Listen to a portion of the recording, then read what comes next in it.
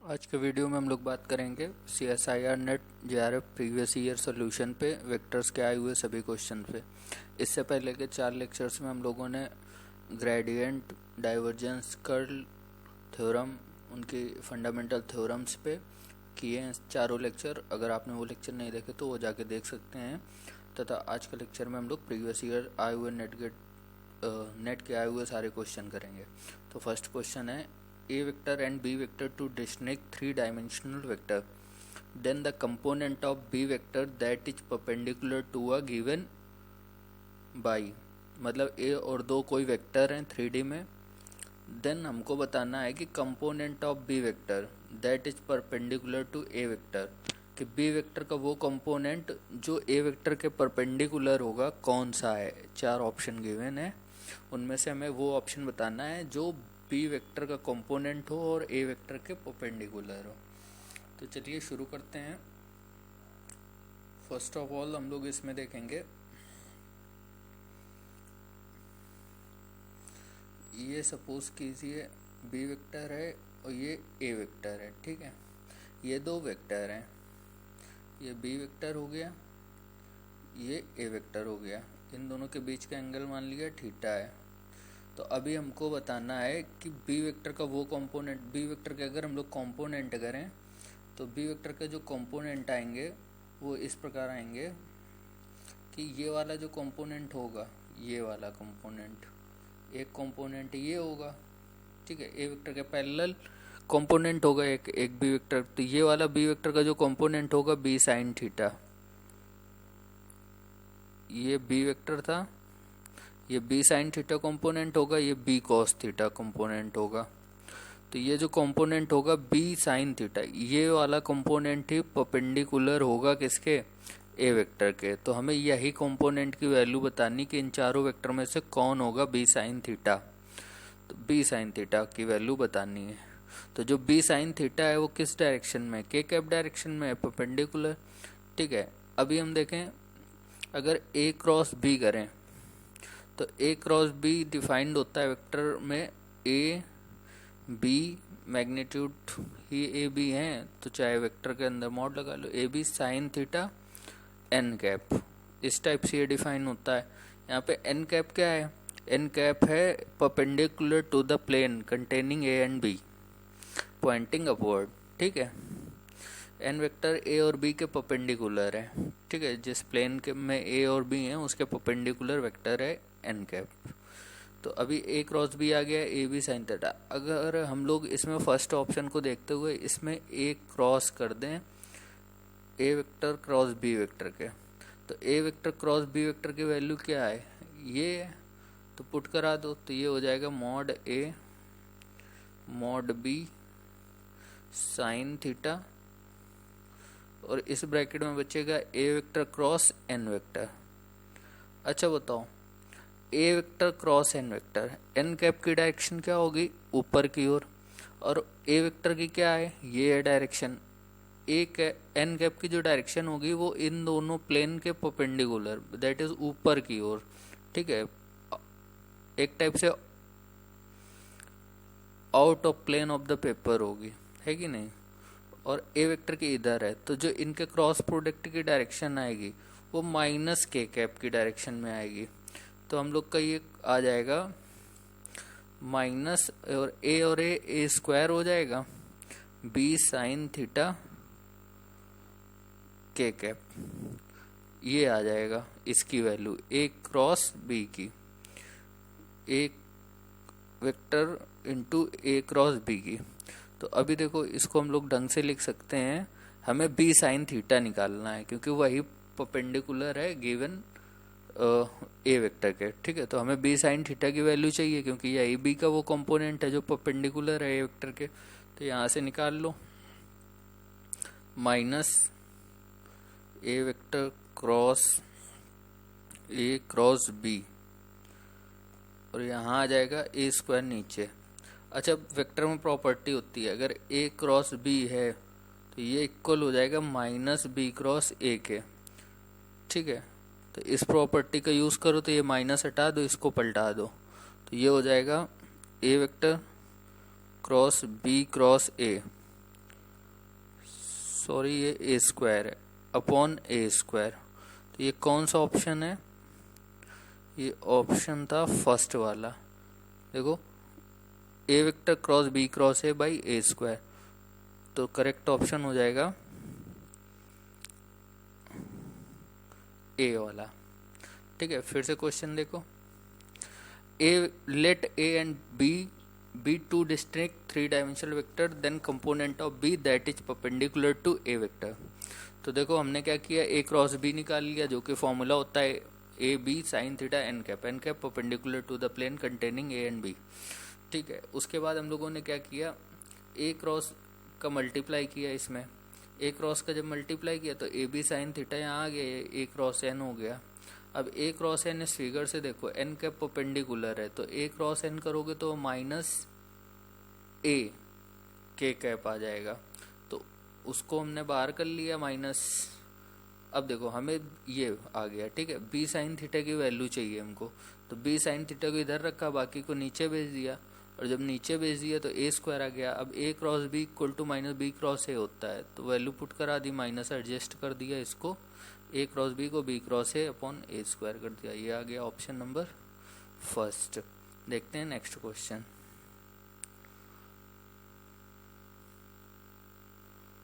The equation of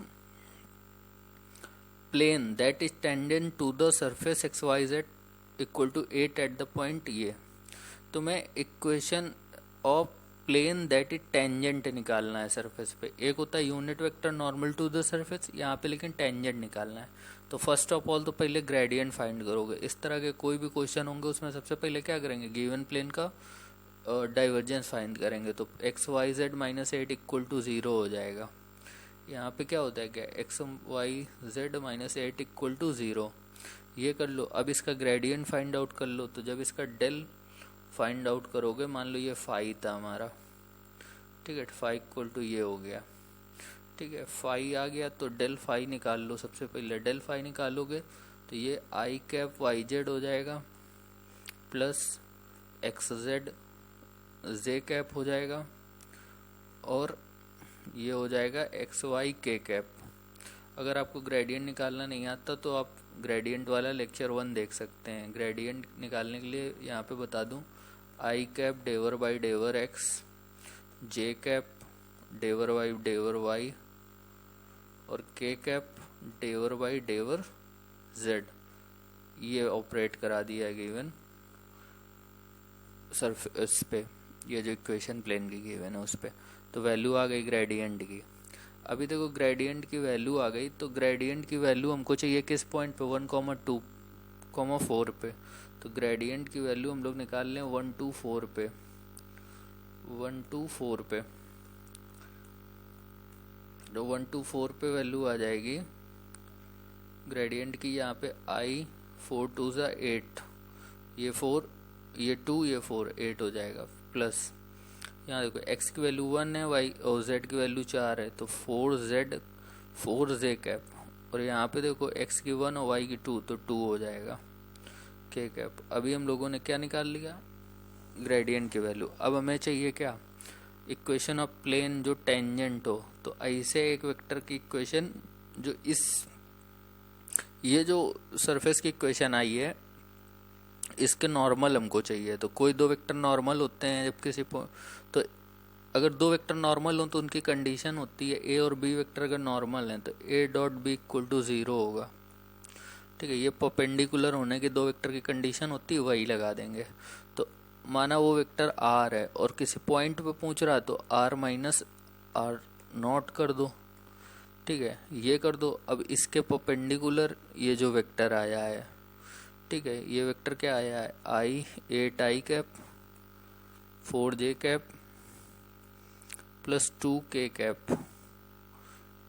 अब ये दोनों परपेंडिकुलर हैं तो 0 के बराबर कर लो। ठीक है, अब इसकी वैल्यू r की एक्स आई कैप वाई जे कैप जेड के कैप और r नॉट ये पॉइंट गिवन है, तो ये हो जाएगा x माइनस 1 आई कैप प्लस y माइनस 2 जे कैप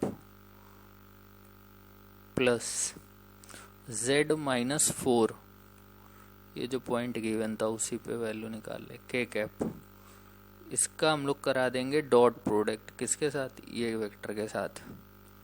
तो ये आ जाएगा 8i cap plus 4j cap plus 2k cap. ये कर दो 0 के इक्वल, क्योंकि दो वेक्टर जब परपेंडिकुलर होते हैं तो उनका डॉट प्रोडक्ट हमेशा 0 आता है।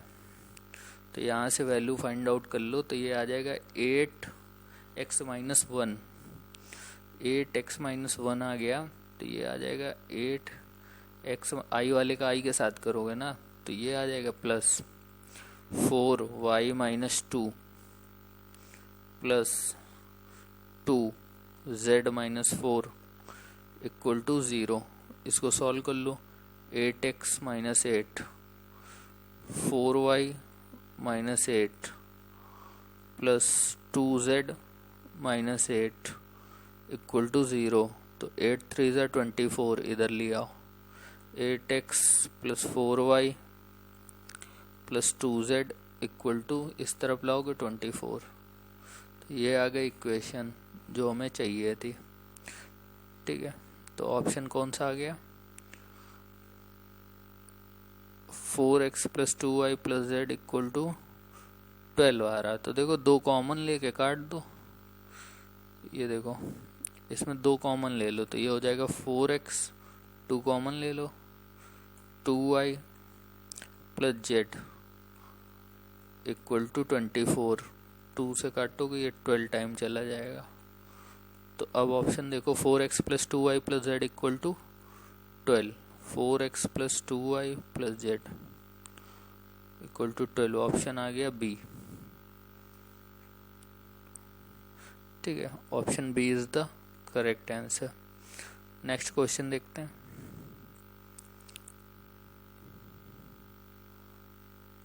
ये दिया है a vector perpendicular to any vector that lies on the plane defined by this. तो सबसे पहले क्या करोगे, इसका ग्रेडियंट निकाल लो, और जब ग्रेडियंट निकालोगे तो जो इक्वेशन आएगी वही वेक्टर होगा जो परपेंडिकुलर होगा, मतलब जो आंसर चाहिए हमको। तो सबसे पहले ग्रेडियंट निकालने के लिए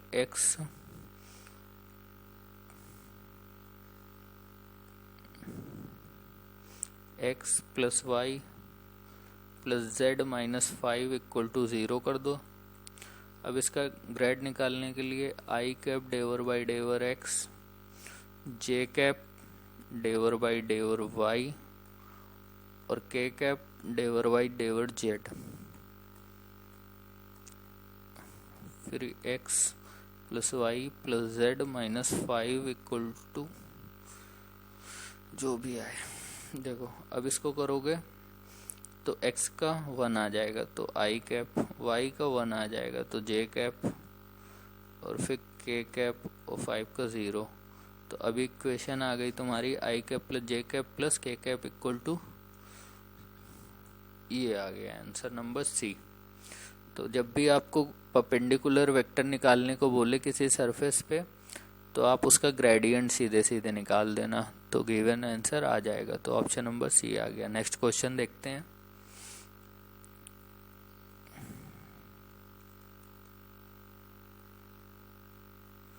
ये देखिए, unit vector of point on the surface of the ellipsoid. हमें unit normal to the surface, given surface मतलब इलिप्सॉइड पे निकालनी है। तो सबसे पहले क्या करोगे, इसमें ग्रेडियंट फाइंड आउट करोगे गिवन पॉइंट पे, और फिर उसका मैग्नीट्यूड से डिवीजन दे दोगे। तो देखो क्या करेंगे, सबसे पहले इक्वेशन को इस साइड ला के लिखते हैं। गिवन इक्वेशन क्या है,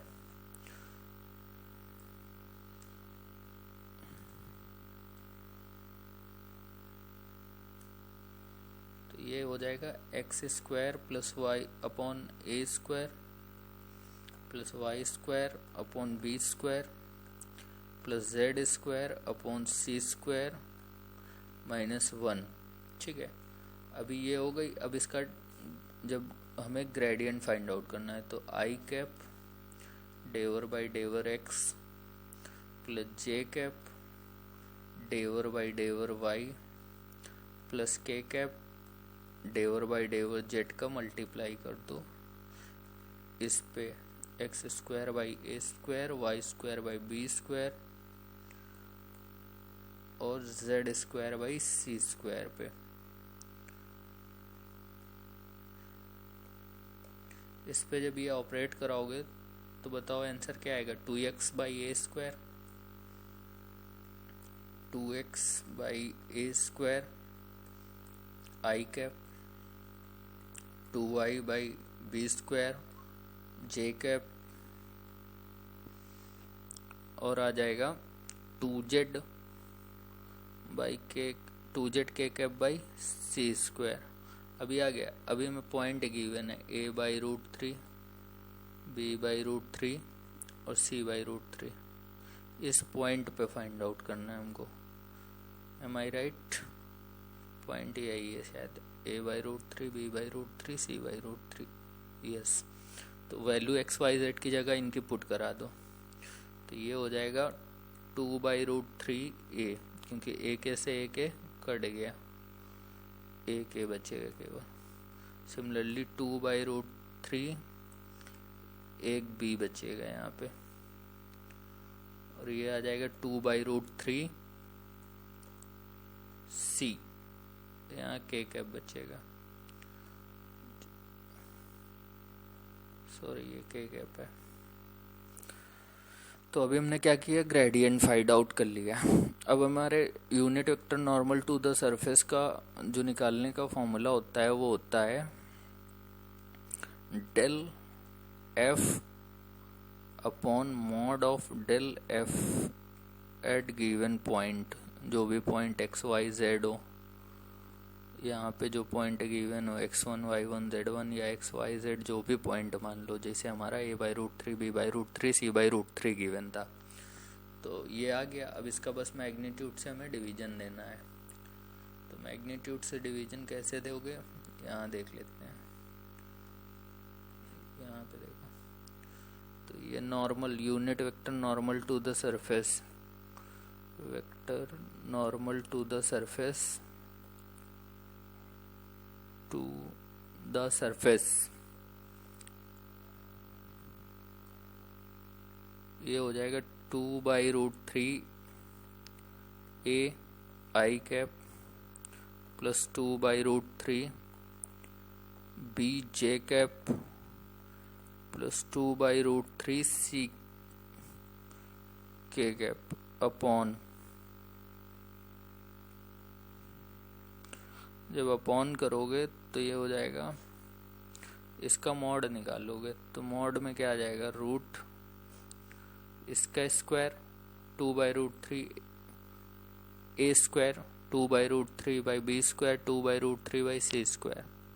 ठीक है, तो यहाँ से 2 बाई रूट 3 तो आ जाएगा कॉमन तीनों से। देखो यहाँ हो जाएगा 2 बाई रूट 3 अपॉन ए का होल स्क्वायर, ये हो जाएगा दूसरा वाला 2 बाई रूट 3 बी का whole square plus 2 by root 3 C का होल स्क्वायर। ये आ गया। इसको सॉल्व करते हैं। देखो 2 बाई रूट 3 सबसे कॉमन है, नीचे भी ऊपर भी कट जाएगा, तो ये बचेगा। अगर इसको यहाँ पे लिख लें सॉल्व करके, तो ये बचेगा आई अपॉन ए जे अपॉन बी और के अपॉन सी। ठीक है, यहाँ बचेगा रूट के अंदर 1 upon A square, 1 upon B square plus 1 upon C square, 1 upon A square plus 1 upon B square plus 1 upon C square.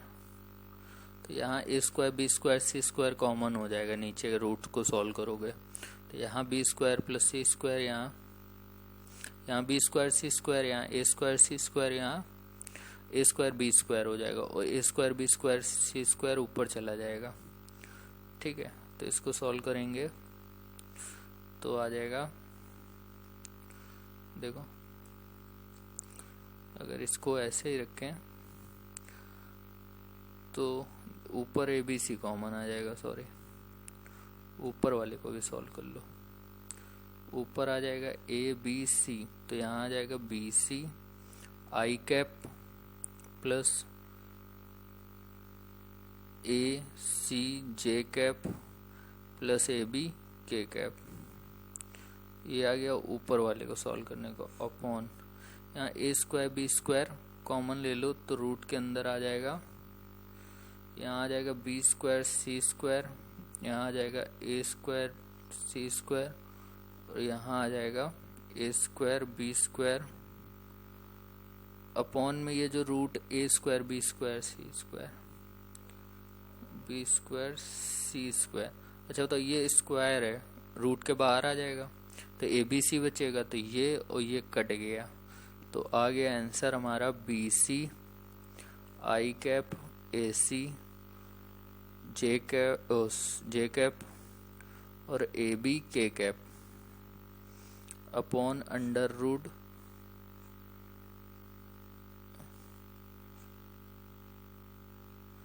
B square C square plus A square C square plus A square B square. ये आ गया answer, which is option, match करो कौन सा option था ये, B square C square वाला, ये वाला डी नंबर ऑप्शन है, option number D is correct option. तो क्या करना था, सबसे पहले ग्रेडियंट फाइंड आउट करना था, गिवन पॉइंट पे ग्रेडियंट फाइंड आउट करके उसका मॉडुलस लेके डिवीजन देके सॉल्व कर देना था, तो आपको करेक्ट आंसर मिल जाना था। आप रिपीट करके दोबारा देख सकते हैं अगर आपको क्वेश्चन समझ में ना आया हो। देखिए फिफ्थ वाला है कि R denote the position vector of any point in 3 dimension space, और आर का मतलब है modulus of R, then given 4 condition में कौन सी करेक्ट होगी। तो देखो आर का मतलब एक्स आई कैप वाई जे कैप प्लस जेड के कैप, ठीक है। तो आर वेक्टर का यहाँ पे हम सोल्यूशन डायरेक्ट करते हैं। देखो आर वेक्टर का मतलब है यहाँ पे एक्स आई कैप वाई जे कैप और जेड के कैप, सिंपल ये मतलब है एक्स वाई जेड का। अब अगर इसका डाइवर्जेंस निकालोगे तो ये आई cap plus J cap K cap है तो 1 1 1 3 आ जाएगा, तो डाइवर्जेंस आना चाहिए 3, डाइवर्जेंस आर निकालोगे तो आ जाएगा 3। डाइवर्जेंस आप कैलकुलेट करके देख सकते हो, अगर आपको डाइवर्जेंस कैलकुलेट करना नहीं आता तो डाइवर्जेंस की वीडियो जाके देख सकते हैं। फिर देखो इसका कर्ल निकालो, तो जब इसका कर्ल निकालोगे तो वो आएगा 0। कैसे, देखो कर्ल कैसे निकालते हैं ये देख लो, कर्ल आर। अगर आपको नहीं निकालना आता तो डिटेल में कर्ल की वीडियो भी है, देख सकते हैं जाके। I cap J cap K cap डेवर बाई डेवर एक्स डेवर बाई डेवर वाई डेवर बाई डेवर जेड और यहाँ एक्स यहाँ वाई यहाँ जेड। अब जब इस डिटर्मिनेंट को सॉल्व करोगे तो आएगी वैल्यू 0, तो डाइवर्जेंस आया 3, कर्ल आया 0, विच इज ऑप्शन नंबर डी। तो करेक्ट ऑप्शन इज डी। देखते हैं नेक्स्ट, ये वाला क्वेश्चन हो गया, ये वाला बच्चा। देखो ये क्वेश्चन है, ए वेक्टर गिवन है I Y Z plus J X Z plus K cap X Y, then integral line integral a dl c is along the perimeter of a rectangular area bounded by x equal to 0 x equal to a y equal to 0 and y equal to b। ठीक है, तो line integral निकालना है और boundary दे दी गई है साफ साफ। तो देखो लाइन इंटीग्रल जब भी बोले तो ये स्टोक्स थ्योरम पे आया हुआ क्वेश्चन है। ठीक है, तो स्टोक्स थ्योरम क्या होती है, ठीक है, तो लाइन इंटीग्रल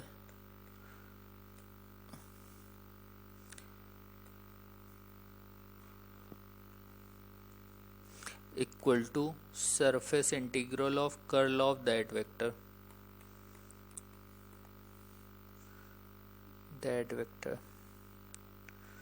ठीक है। तो कर्ल फाइंड आउट कर लो गिवन, तो जब कर्ल फाइंड आउट करोगे इसका तो कितना आएगा, तो कर्ल निकालने के लिए हम लोग अभी बताए थे कर्ल इक्वल टू क्या होता है, आई जे के डेवर बाई डेवर एक्स, डेवर बाई डेवर वाई, डेवर बाई डेवर जेड। और यहाँ पे जो वैल्यू गिवन है, गिवन वैल्यू क्या है, वाई जेड,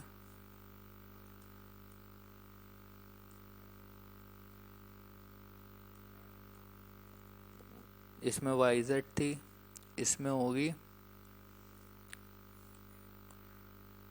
एक्स जेड,